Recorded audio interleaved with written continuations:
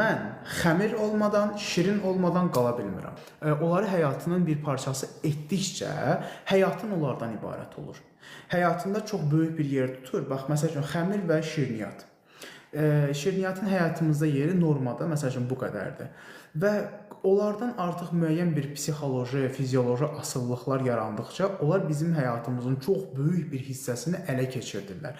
Artıq sosial mühitimizə də təsir göstərməyə başlayırlar. Çünki bizim görünüşümüz dəyişir, insanlarla artıq ünsiyyətimiz əvvəlki özgüvənimiz gedir, yavaş-yavaş özümüzə güvənə bilmirik. Çünki kök insanlar, yəni artıq çəkili insanlar ki, özüm də bilirəm ki, müəyyən dərəcədə sıxılırlar, özlərini biri qarnını gizlədir ki, qarnı görsənməsin, biri qapqara paltarlar geyinir, biri boş paltar geyinir ki, nə var, nəyinisə də gizlətsin, insanlarla danışmaqdan utanır. Bax, bütün bunların hamısı gətirib insanda böyük psixoloji problemlərə gətirib çıxardır, təəssüf ki. Yəni, bu həyatınıza çevrilir yemək və yavaş-yavaş bu psixoloji travmalardan, problemlərdən gedib yenə də həmin o xəmirə, şirniyyata meyillənirsiniz. Çünki sizin tək dostunuz bu qalır.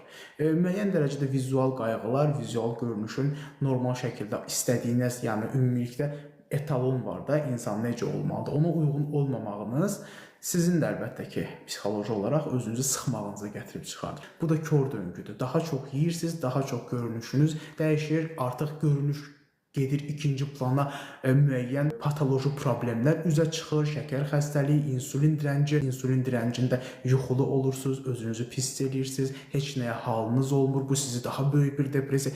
Görürsünüz, necə bir kör döngüdür bu, bir-biri ilə necə zəncirvari bağlılıq yaradan hadisələrdir bunlar. Ondan sonra gəlib deyirsiniz ki, mən nə tər edeyim ki, mən bir dənə qarışım deyən içim hər şey geçsin. Görün necə ağır proseslərdən keçmişsiniz siz bu hala, bu günə gəlməklə. Siz də deyirsiniz ki, bəs mən birdən-birə hər şey dəyişim.